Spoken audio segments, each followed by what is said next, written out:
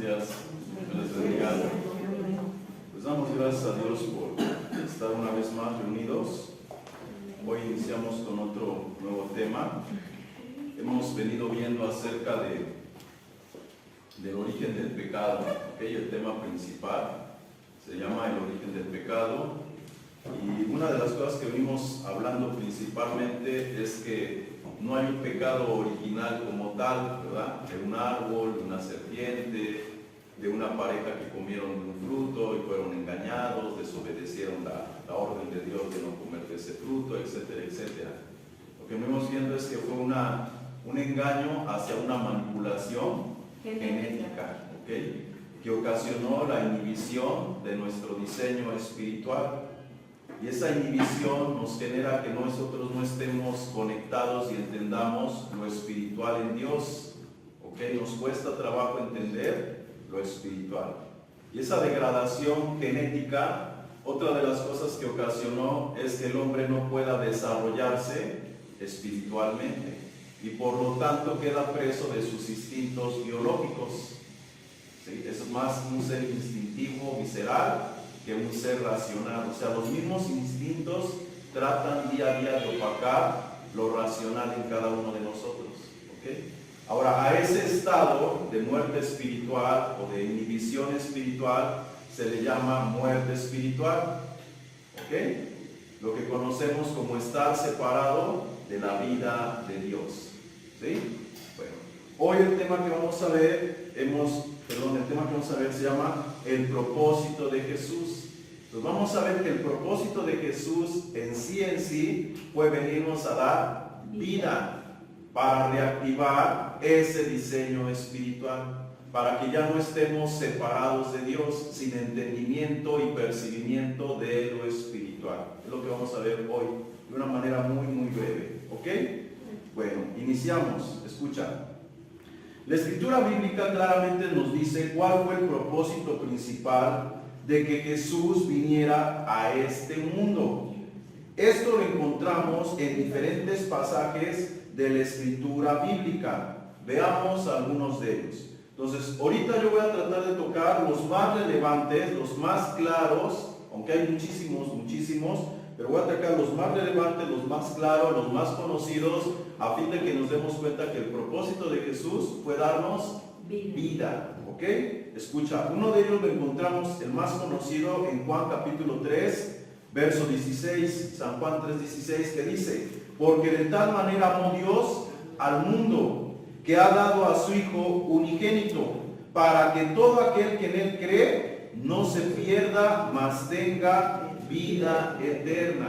Entonces Dios dio a su Hijo, aunque ya sabemos que no dio a ningún hijo, sino es Él haciéndose hombre, ¿sí? Se hizo hombre, se le llamó acá Jesús, que significa un oficio. Su propósito era venir a salvar a los hombres, por eso se le llamó Jesús. Pero más que salvar a los hombres, su propósito era darles vida. Dice aquí el texto, para que tengan vida. Y el efecto de esa vida es salvarlos de ese estado de muerte o separación espiritual. ¿Sí se dan cuenta? Entonces, una vez que nosotros tenemos vida, hemos pasado de muerte espiritual a vida espiritual. Los seres humanos, humanamente, vamos a decirlo así, existimos biológicamente, pero espiritualmente no tenemos vida. ¿Ok? Esta la recibimos en Jesús, dijéramos así, en la persona del Espíritu Santo. ¿Ok? Seguimos. Otra cita la encontramos en Juan capítulo 5, verso 39, que dice: escudriñad las escrituras, porque a vosotros os parece que en ellas tenéis vida eterna, y ellas son las que dan testimonio de mí, y no queréis venir a mí para que tengáis vida.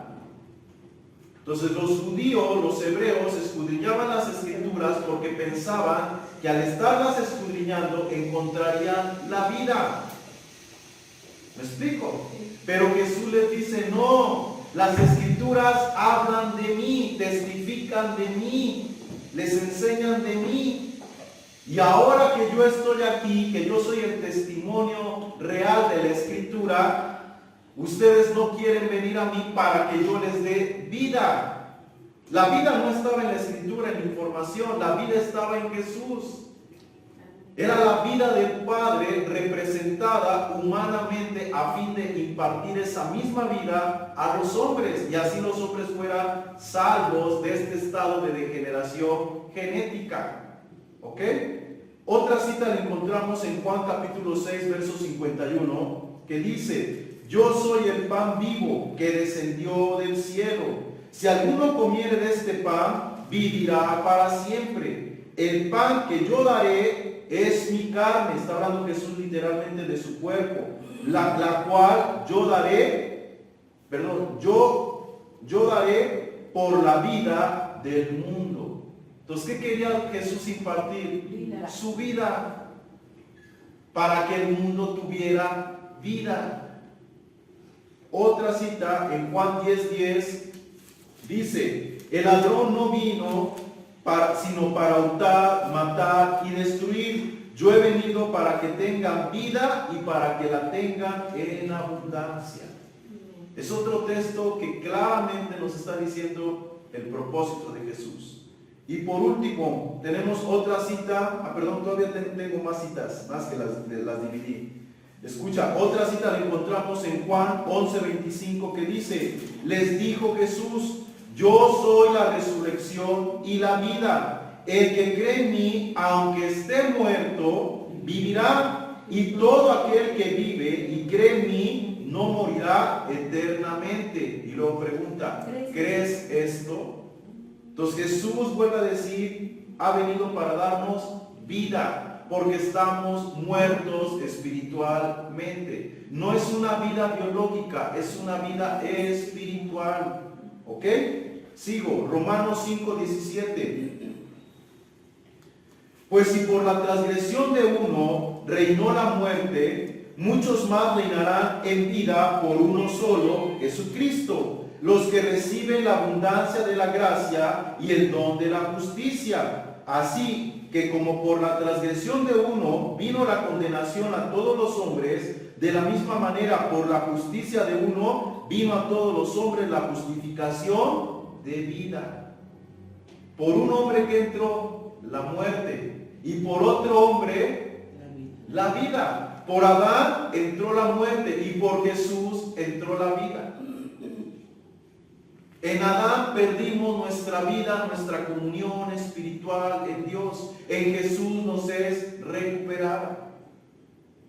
Esa es la importancia de entender por qué Jesús vino a este mundo.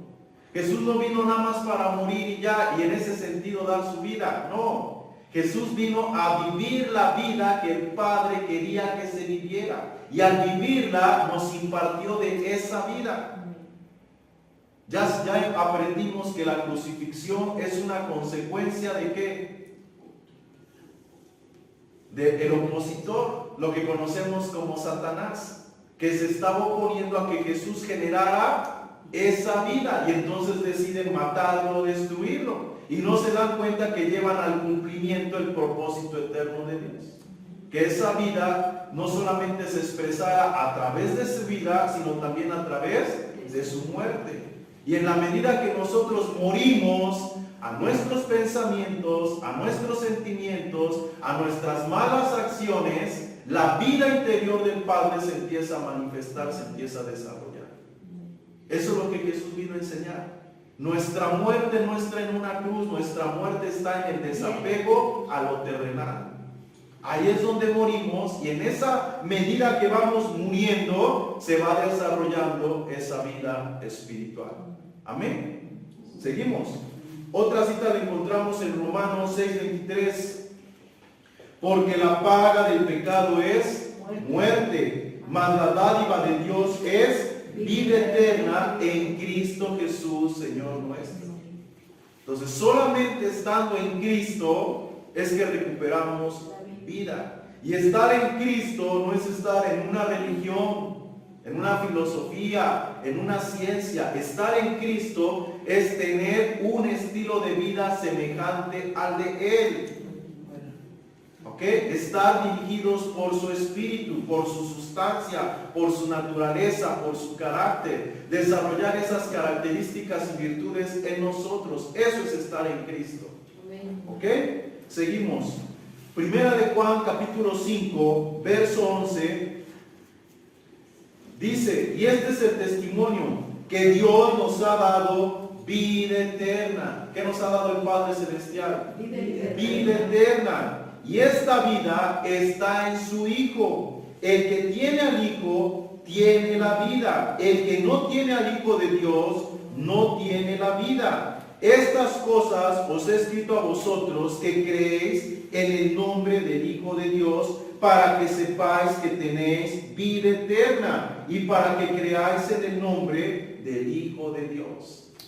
Entonces, lo que se escribió y da testimonio de Jesús, eso testifica que los que tenemos a Jesús, que tenemos vida eterna. Porque la vida eterna que el Padre otorgó, la otorgó en la persona de su Hijo.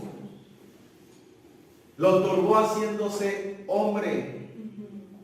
Y si nosotros interactuamos con esa persona, con esas características, con esa misma vida, la interacción se reproduce en nosotros. Pero si nosotros no interactuamos con esa vida, no nos interesa ese estilo de vida, mentira que tenemos vida. Mentira que se generará esa vida o se reproducirá esa misma vida en nosotros. No se puede. Pero si tenemos al Hijo, si vivimos en Él, entonces eso se va a reproducir en nosotros. Amén. Y por último, otra cita la encontramos en Hebreos 2:14. Hebreos capítulo 2, verso 14 dice, así que por cuanto los hijos participaron de carne y sangre, Él también participó de lo mismo, para destruir por medio de la muerte al que tenía el imperio de la muerte, esto es, al diablo, y librar a todos los que por el temor de la muerte estaban durante toda la vida sujetos a servidumbre. Entonces Jesús vino ¿a qué? A librarnos de un imperio. El imperio de la muerte, así le llaman. Entonces, la consecuencia de que Él nos libre de la muerte es que ya no estemos sujetos a una servidumbre. ¿Cuál es la servidumbre que nosotros estamos sujetos cuando estamos en muerte espiritual? A nuestros deseos, a nuestros instintos. Y sujetos a esta misma vida, sujetos a este estado de decadencia espiritual. Y a eso vino Jesús, a librarnos de esta muerte espiritual, a librarnos de esta separación eterna, a librarnos de estar esclavos en esta servidumbre. Mucha gente dice, es que aquí parece un infierno. Pues sí es un infierno. Y sabiendo Jesús que es un infierno, porque día a día el estado de la humanidad va siendo más deteriorable, más decadente, Él decide en el tiempo propicio venir a darnos vida para ya librarnos de esta vida humana caída. ¿Ok? Escucha, cada uno de estos versículos y muchos más nos muestran que Jesús vino para darnos vida espiritual. Y por efecto, librarnos de la muerte espiritual. Entonces, el efecto es que tengamos vida. Una vida en Él. Pero el propósito es que la vida. No tenemos la vida. Su vida no está en nosotros. Y el efecto es que podamos vivir en esa vida. Sin esa vida nosotros no tenemos vida. Tal vez le redondeo mucho, pero es para que lo podamos entender. Sin esa vida nosotros no tendríamos vida. Seguiríamos muertos, desconectados, inhibidos, sin entendimiento, sin diseño de lo espiritual. ¿Ok? Sí. Sigo. Escucha. Punto número 1. Esa fue la introducción. Ahora, punto número 1. ¿Por qué Jesús vino a darnos vida?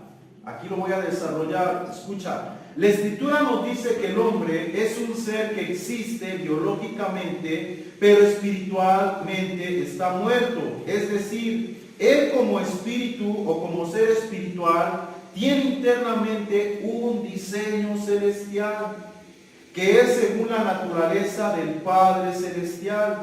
Y por medio de este diseño, él puede sentir, ser, pensar y actuar acorde a la naturaleza del Padre Celestial. Pero cuando este diseño está dormido o inhibido, por efecto este hombre no entiende ni entenderá las cosas espirituales, porque estará desconectado de eso espiritual y no lo experimentará. Y tampoco lo experimentará activamente en su interior, solo lo percibirá en el exterior.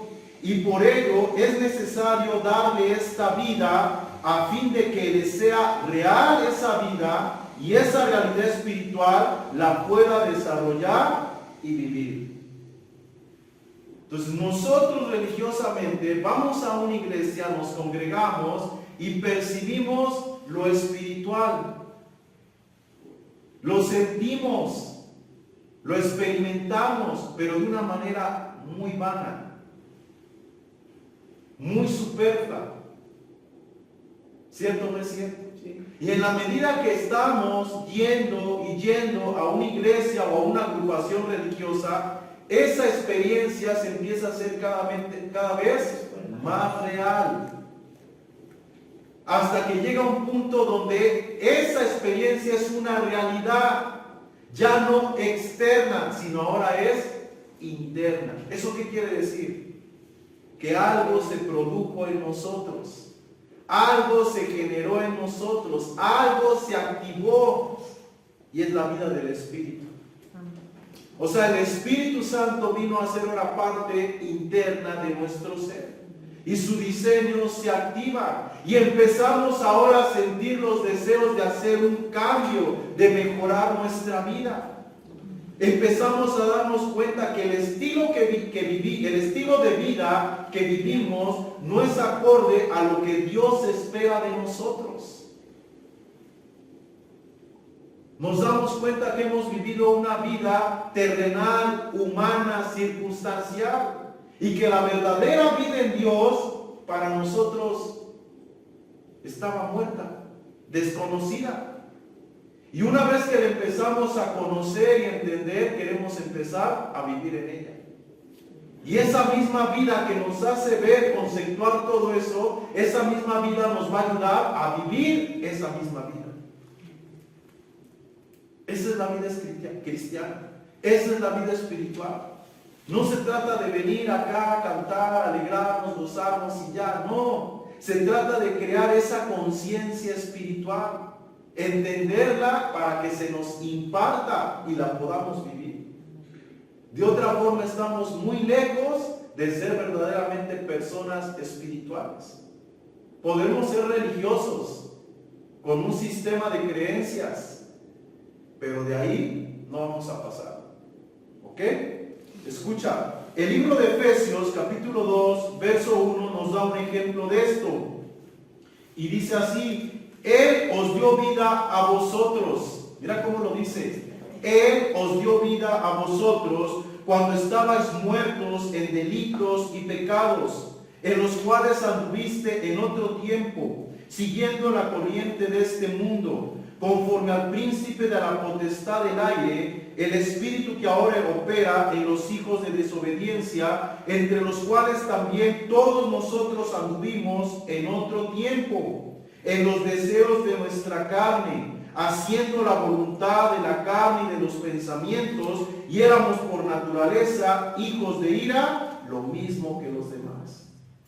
Entonces, el libro de Efesios claramente nos muestra cómo era nuestra vida antes de conocer a Dios. Antes de experimentar esa realidad espiritual.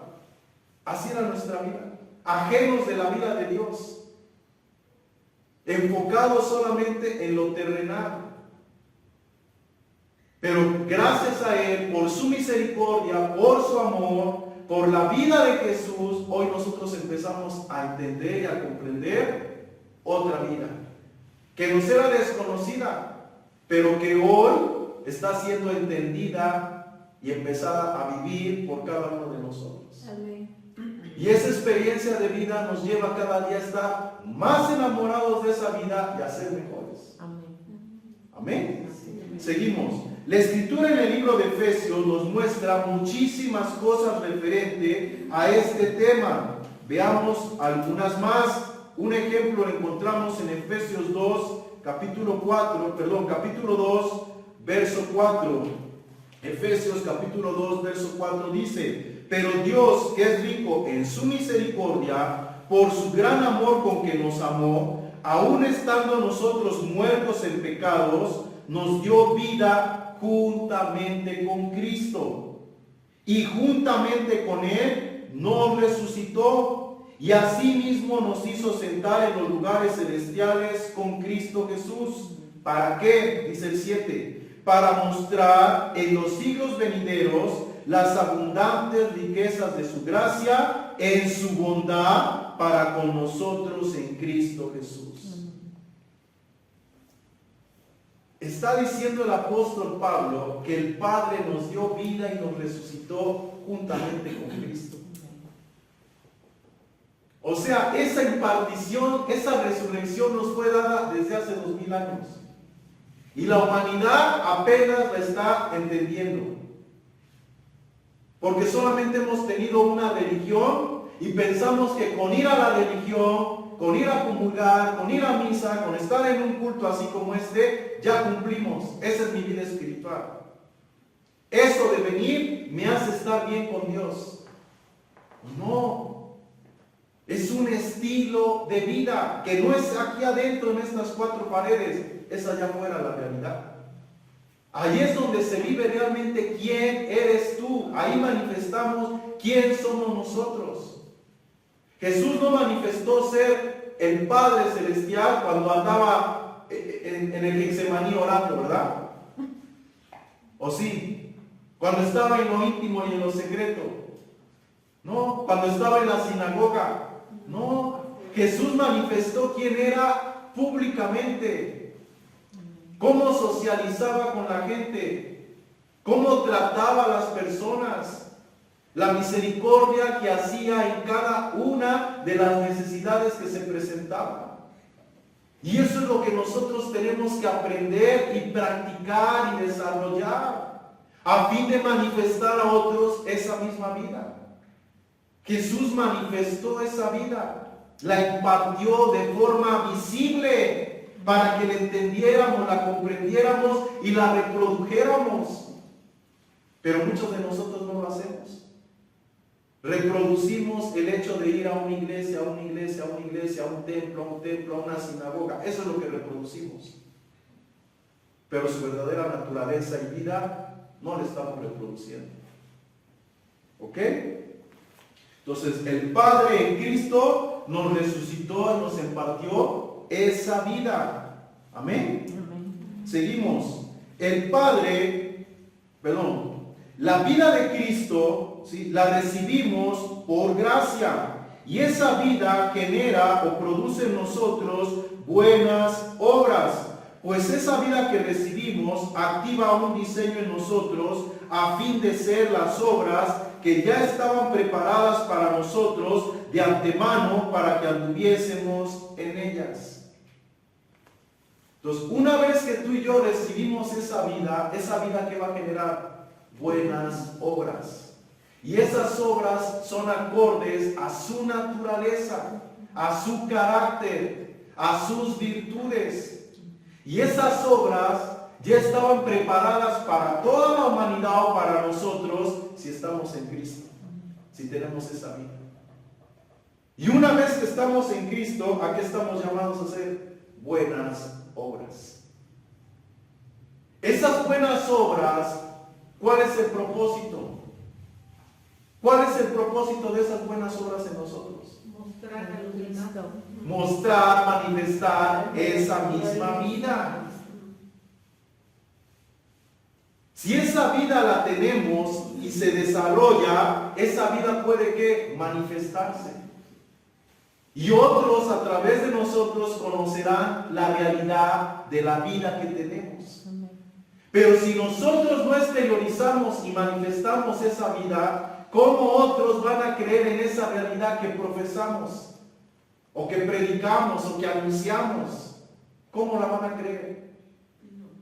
Jesús decía, si no creen quién soy yo, pues crean a las obras que yo hago.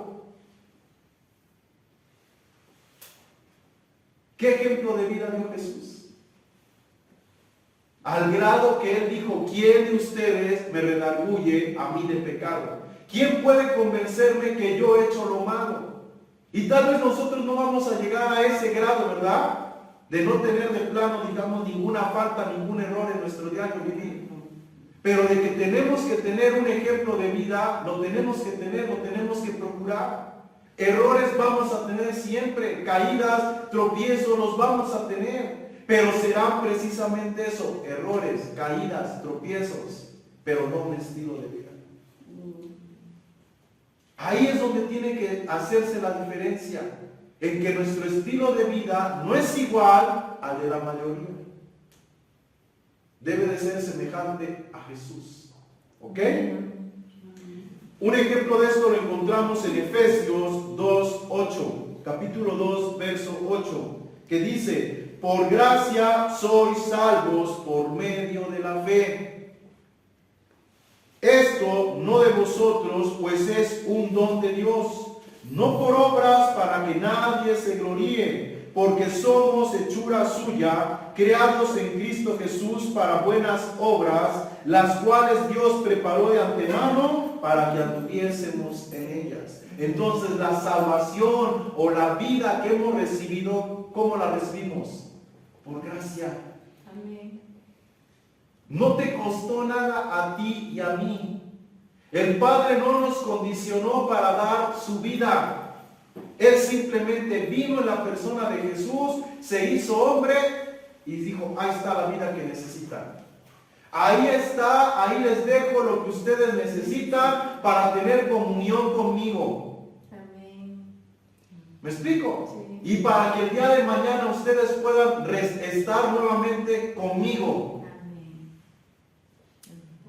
Ahora la responsabilidad del hombre, ¿cuál es? Tomar esa vida gratuita. Vivir esa vida manifestada. Tomarla, aceptarla, entenderla y empezar a vivir en ella. Y eso, escucha, se logra por medio de la fe. Porque el Padre dijo, ahí está la vida, ya se las di en la persona de Jesús. Lo que ustedes llaman mi hijo, ya les di la vida. Ahora crean que ya se las di. Eso es fe. ¿Y el ser humano tiene fe? No lo cree. El ser humano cree que necesita buenas obras. ¿Cierto o no? Sí. Que necesita estar metido en un templo, en una sinagoga, en una iglesia. Que necesita estar rompiéndose el lomo, haciendo hartas cosas para agradar a Dios y entonces un día vaya al cielo. Por gracia. No. El hombre necesita fe en esa vida, en que Él ya la impartió y el hombre ya la recibió. Y si realmente tiene fe, esa fe va a producir obras. Aquí lo está diciendo. La fe va a producir obras que ya estaban predestinadas de antemano para que anduviésemos en ellas. Porque si tú crees que tienes la vida, tú puedes hacer lo que Jesús hizo. Eso es fe. Lo creo que lo tengo, creo que se puede realizar y lo hago. Sin fe, no creo que tengo y no creo que pueda yo ser como Él. ¿Y cuántos de nosotros que nos decimos cristianos decimos, pero es que Él lo hizo, Él lo logró, Él vivió así porque pues era Jesús, era Dios, pero pues yo no soy Dios, yo no soy Jesús? Pregunto yo, ¿tienes fe? No. El pensar así, el sentir así, el creer así, está denotando que no hay fe. Y si no hay fe es porque no hay vida. Porque la vida produce esa fe. ¿Sí me estoy explicando? La vida de Dios produce fe en Él. en querer ser como Él, en creer que podemos ser como Él. El texto que vimos anterior dice, ¿crees esto? ¿Crees que tienes esa vida? Vívela. No, pues yo no soy Dios, entonces no lo crees. Vívela y se va a manifestar esa realidad. Amén. Amén. Seguimos. Debemos de tener presente que en otro tiempo estábamos sin esta vida y ahora estamos en esta vida, y esto es por la sangre de Jesucristo. ¿Qué nos generó esta vida? La muerte de Jesús en la cruz, la sangre que salió por su costado, la sangre que brotó de su espalda, la sangre que se escurrió por la corona de espinas. Esa es la sangre que la Biblia habla que nos impartió vida. Dice, por medio de su sangre. No, la Biblia dice que la vida del hombre está en la sangre. Entonces Jesús nos impartió, cuando dice su sangre, es sentido figurado. Jesús nos impartió su vida, su energía espiritual, lo que emana de Él en sustancia. Y eso ahora está en nosotros. Esa energía espiritual está en nosotros, energizando nuestra biología, nuestros pensamientos, nuestros instintos. Y todo eso ahora puede ser canalizado, controlado, encauzado correctamente. Antes no podíamos. Ahora sí podemos. Antes lo hacíamos por un momento, por una circunstancia, pero hoy lo hacemos permanente. Hemos cambiado de muerte a vida, o pasado de muerte a vida, de un estado decadente a un estado de potencia, de poder, de autoridad. Eso significa que por su sangre tenemos vida. ¿Ok? Sigo.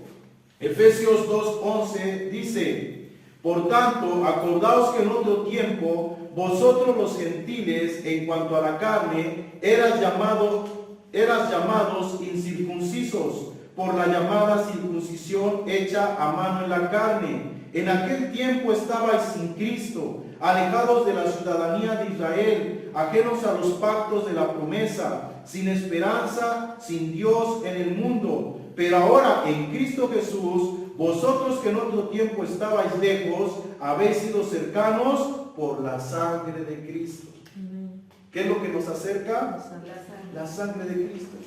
¿Qué es lo que nos hace ser su pueblo? La sangre de Cristo. ¿Qué es lo que nos hace ser de su linaje? La sangre de Cristo. Amén. No literal, Su vida. sino lo espiritual. Su vida que se impartió a nosotros. Amén. Y que se mueve en nosotros. Amén. Jesús nos muestra la Escritura que a través de su vida y muerte, ¿sí?, derribó la pared intermedia de los mandamientos que nos separaba de la vida del Padre, por medio de dar su vida a nosotros. Por ello, hoy en día somos uno en Él. ¿Hoy qué somos? Uno en Él. ¿Por qué somos uno? Porque se recobró nuestra unidad, nuestra unión. Estábamos separados, muertos espiritualmente, pero en Él somos uno nuevamente. ¿Cómo nos tenemos que ver? Como uno. ¿Cómo tenemos que vivir? Como uno. Si tenemos esa vida, así nos tenemos que ver, así tenemos que vivir. Pero si todavía esa vida no está alcanzando su desarrollo y su madurez, ¿cómo nos vamos a seguir viendo? Separados, divididos. Decía el apóstol Pablo, tú de Apolos, tú de Cefas, tú de Cristo. Dice, ¿acaso está Cristo dividido? ¿Acaso murió Apolos o Cefas por ti? No, fue Cristo. Y si estamos en Cristo, quítate ese dogmatismo, quítate esa religiosidad. Somos uno en Él. Nos une una fe, un bautismo, un espíritu, un Padre. Párale de contar. Somos un cuerpo en Él. Entonces, toda persona que sigue dogmatizada o bajo esa estructura mental de pensamiento, la pregunta es, ¿qué tanto ha desarrollado la vida? Religiosa. Sistemática, religiosa y sistemática y dogmática. Por eso seguimos separados, por eso nos mantenemos divididos. Y creemos estar viviendo la vida que Dios quiere y defendiendo la enseñanza de Jesús. No la estamos defendiendo, ni la conocemos. El vivir esto, hermanos, el practicar esto, escucha, yo sé que no es fácil, pero es posible. Amén. Si rompemos todo ese esquema religioso, va a ser posible. Amén. ¿Me explico? Y tu vida va a cambiar, va a ser realmente transformada, transformada. De no ser así, seguiremos siendo un religioso más o una religión más. ¿Ok? Seguimos.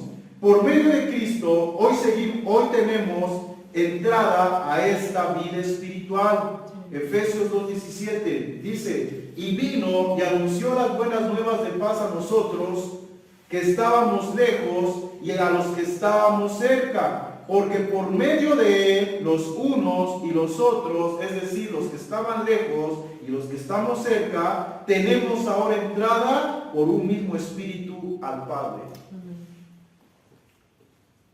¿Quiénes son los cerca y quiénes son los lejos? Judíos y gentiles. Culturalmente, los judíos creían que la salvación nada más era para ellos. Y se sentían los hijos y los privilegiados de Dios. Y a todos los demás que no fueran de nacionalidad judía, ¿qué eran? Gentiles, como perros, apestados, apestosos. Ustedes no tienen parte en esto, solamente nosotros. Nosotros estamos cerca. Él es nuestro Padre. Ustedes no son hijos, ustedes están lejos. Pero dice la Escritura que por medio de Cristo y de su Espíritu, Él hizo ¿qué? Uno. A modo que los que se creen lejos pueden ser parte. Y los que están cerca también pueden ser parte. No se trata de estar cerca ni se trata de estar lejos. Se trata de estar en Él. De que todos tenemos la misma oportunidad. Amén. La cosa es que lo creas. Y si lo crees, se va a producir en ti. Pero si tú no lo crees, no se puede producir esa vida en ti. ¿Cómo se va a producir algo en ti que no crees? Es como decir, ¿tú crees que puedes volar? No, pues no puedo volar, nunca vas a volar. Pero si tú crees que se puede volar, pues aviéntate y vuela. Y volaríamos. ¿Sí me explico? No está dentro de nuestras leyes eso. Pero si fuera así, volaríamos. Una ave cuando lo intenta, ¿por qué lo intenta? Porque es su naturaleza. Su naturaleza la lleva a hacer eso. Y vuela o no vuela. No lo duda, no es algo contranatural, es su naturaleza. Nosotros sin Cristo tenemos una naturaleza caída que nos lleva a pensar que no se puede vivir una vida espiritual correcta. No se puede. Pero cuando venimos a Cristo y nos imparte su naturaleza, ¿qué debemos de pensar? Que sí se puede, porque ahora nuestra naturaleza nos impulsa, nos guía, nos hace sentir que sí se puede. Entonces, si tenemos 10, 20 años de cristiano y yo sigo creyendo que no se puede, es porque su naturaleza no está siendo impartida en mí. Esa es la realidad. ¿Sí me explico? Sí. Aunque no sepamos toda la Biblia, la realidad es que su naturaleza no ha sido impartida. Su vida no está fluyendo. Si estuviera fluyendo, produciría ese impulso. ¿Ok? Sigo. Escucha.